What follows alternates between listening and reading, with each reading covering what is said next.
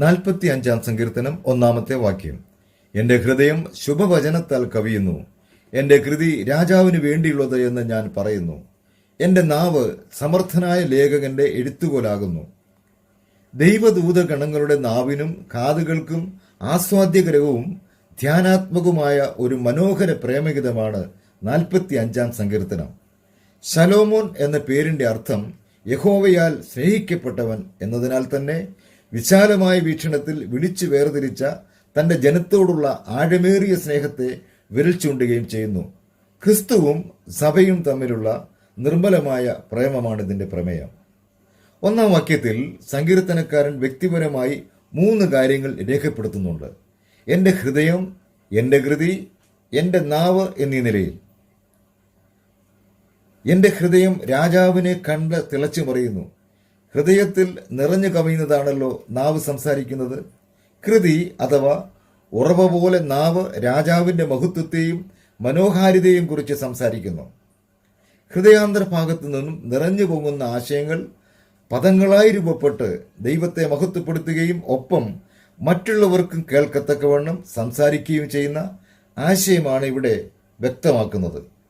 ദൈവസ്നേഹത്തിന്റെ നിർജ്ജരി വാക്കുകളിൽ സമന്വയിപ്പിച്ച് നിർഗളമായി വർണ്ണിച്ചു പോവുകയാണ് എഴുത്തുകാരൻ.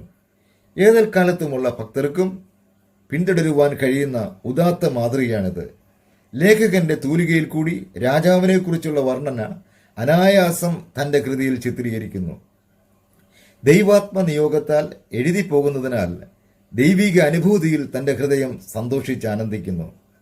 ഉത്തമ ഗീതങ്ങളാൽ പുകഴ്ത്തി പാടുവാൻ നമ്മുടെ വീണ്ടെടുപ്പുകാരനും പ്രത്യാശവുമായിരിക്കുന്ന യേശു കർത്താവ് മാത്രമാണ് യോഗ്യൻ.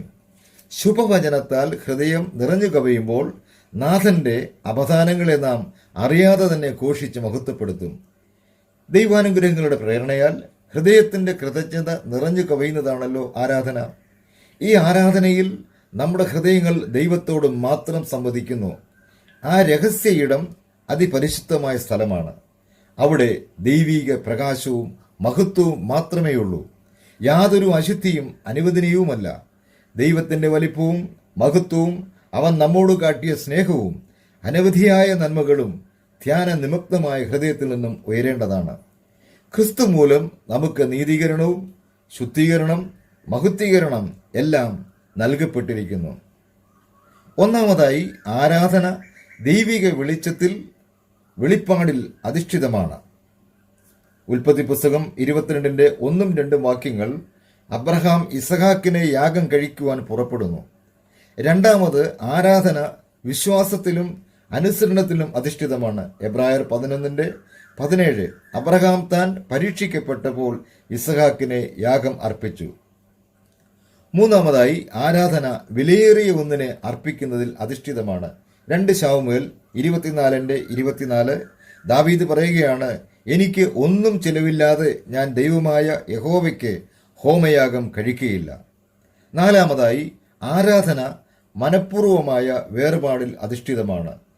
ഉൽപ്പത്തി പുസ്തകം 22:5 അബ്രഹാം ബാല്യക്കാരോട്, നിങ്ങൾ കഴുതയുമായി ഇവിടെ ഇരിപ്പീൻ, ഞാനും ബാലനും അവിടത്തോളം ചെന്ന് ആരാധന കഴിച്ച് മടങ്ങി വരാം. ചിലവ് ചെയ്യൽ, വേർപാട് ഇത്യാദി കാര്യങ്ങളിൽ അടിസ്ഥാനപ്പെട്ട് സമ്പൂർണ്ണ സമർപ്പണത്തോടെ ഇന്നീ ആഴ്ചവട്ടത്തിന്റെ 1-ാം ദിനം മാത്രമല്ല ജീവിതകാലം മുഴുവൻ ബുദ്ധിയുള്ള ആരാധനയായി നമ്മുടെ ശരീരങ്ങളെ ജീവനും വിശുദ്ധിയും ദൈവത്തിന് പ്രസാദവുമുള്ള യാഗമായി സമർപ്പിച്ച് ദൈവത്തെ ആരാധിക്കാം. Worship is the offering of wands life. ജീവന്റെ അർപ്പണമത്രേ ആരാധന.